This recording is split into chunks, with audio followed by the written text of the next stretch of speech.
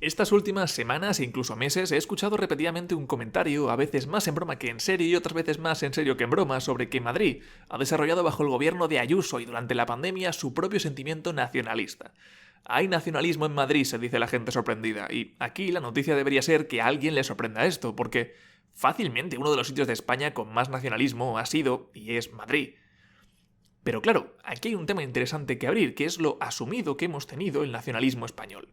No es nunca casualidad el uso del lenguaje y menos cuando lo hacen los grandes medios de comunicación, que no son más que una rama de los inmensos poderes económicos, bla bla bla. Cuando se habla del nacionalismo en España, prácticamente solo se hace referencia a los nacionalismos de salida, digamos. Aquellos que buscan constituir un Estado a partir de algo que actualmente forma parte del Estado español. Pero es muy raro escuchar a alguien, y especialmente a los medios, referirse al nacionalismo español. Aquí es habitual ver cómo se utilizan como sinónimos palabras como nacionalista, secesionista, soberanista e independentista, haciendo todas ellas referencia a conceptos políticos diferentes. En cambio, cuando es menester definir a alguien que, a todas luces, es o se está expresando como un nacionalista español, lo más habitual es llamarlo patriota. Como si patria y nación fueran lo mismo, y, sobre todo, que no se vaya a mezclar a esa buena gente que defiende a España con esa figura mental que se quiere construir del horrible nacionalista que es un anti-España. Y ojo, no pretendo fingir que esto es una reflexión objetiva, como si eso pudiera existir. Estoy profundamente en contra del nacionalismo, pero no de que ese concepto se asocie al conjunto de personas que quieren plantear la posibilidad de independizarse de España por razones diversas, pero de anti-españoles, ¿no? Que es lo importante que quede claro. Nacionalista es toda la gente que no quiere a España tal y como es, y el resto es buena gente. Claro, con un caldo de cultivo lingüístico así, es normal que ni se nos pase por nuestras cabezas la idea del nacionalismo español, y con ello la cantidad enorme de nacionalistas españoles que hay en sitios como casualmente la capital de España. Y la cantidad de partidos cuyo mensaje es descaradamente nacionalista, pero como es nacionalismo español, ni se señala, porque como hemos definido en el imaginario colectivo el nacionalismo como una amalgama de conceptos que al final simplemente viene a significar gente que quiere romper España, ¿cómo vamos a pensar en nacionalismo español?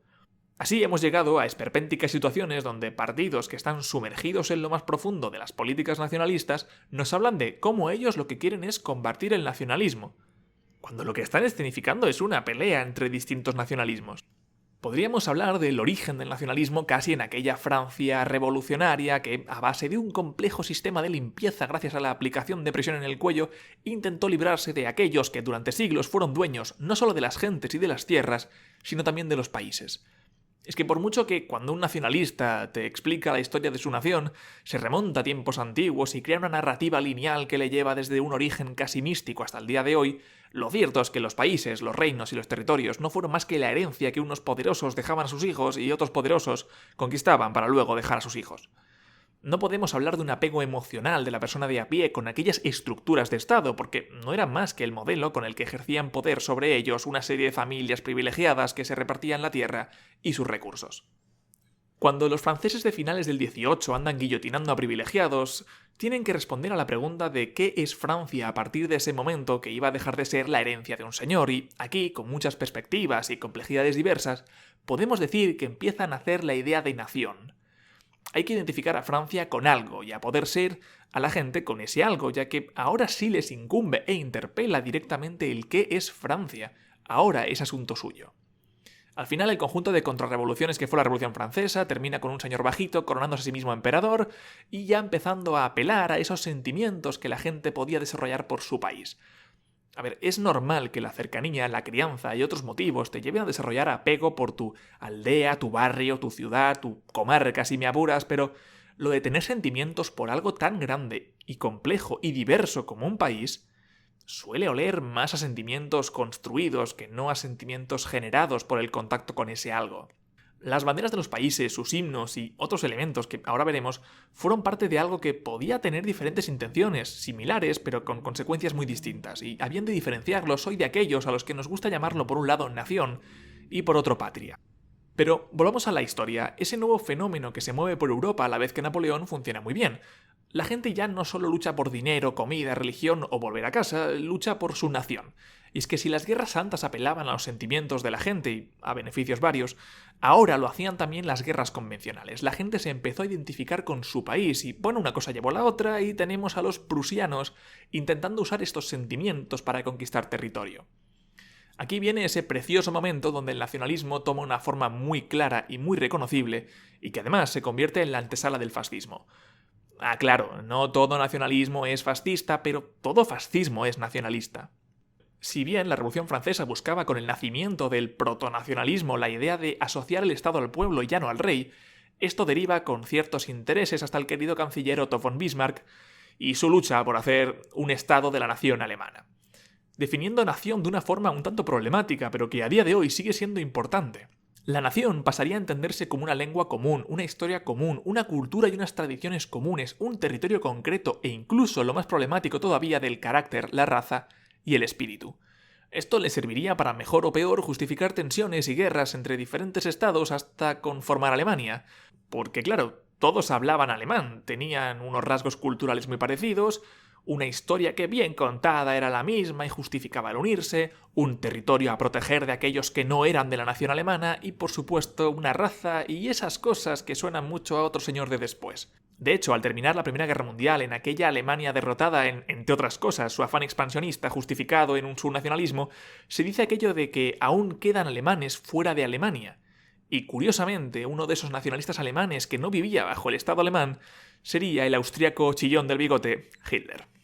Porque uno de los sentimientos de los que más se nutre desde su origen el fascismo es del nacionalismo.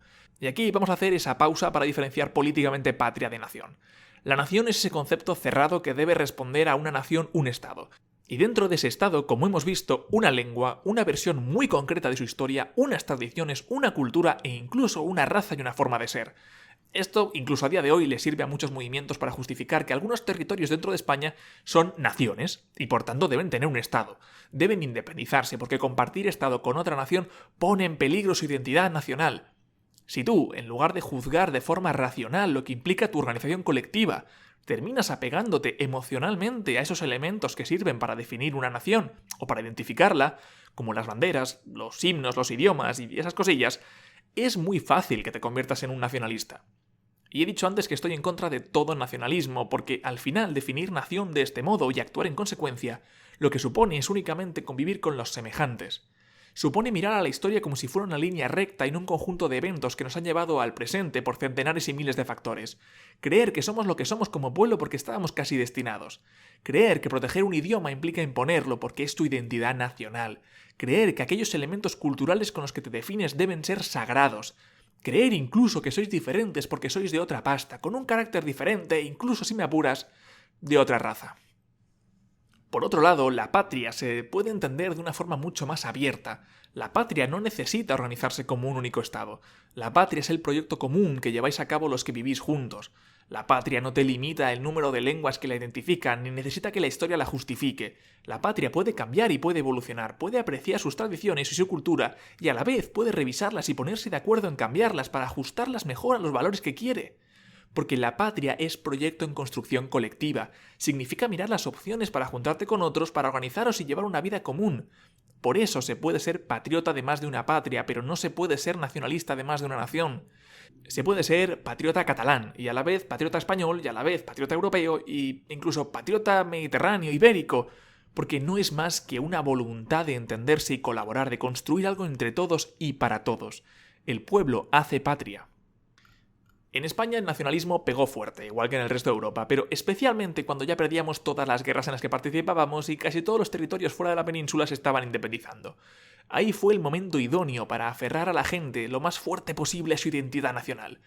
Ahí se escribe con mucho interés y mucho énfasis cómo somos descendientes de los visigodos, de Don Pelayo, la Reconquista, cómo llevamos la nación española por el mundo, la cultura, las tradiciones, la religión.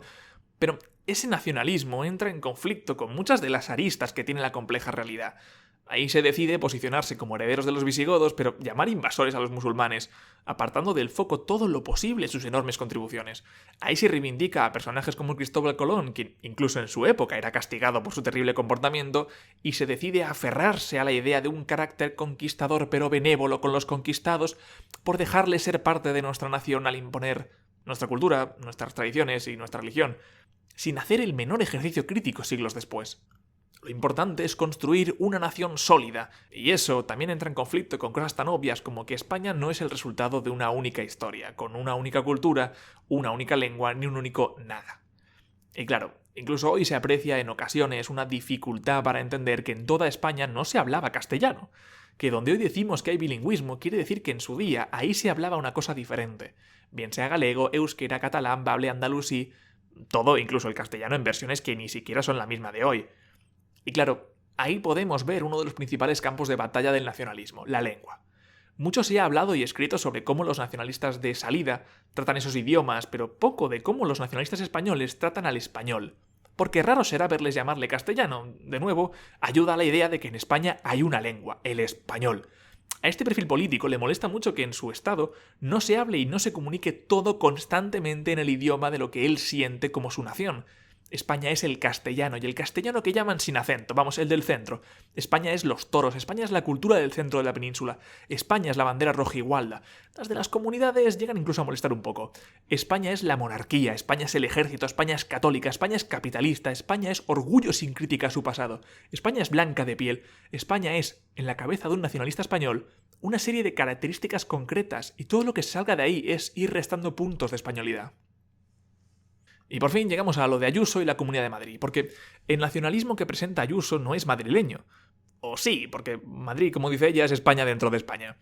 Su nacionalismo es proteger el nacionalismo español, que reside en lo que siempre han representado ella y los suyos, el buen nacional español. Por eso, ante un gobierno central en el Estado que en alguna ocasión pueda llegar a desafiar la idea nacionalista de España, que no patriótica, aprovecha para alzar la bandera en la defensa de la nación.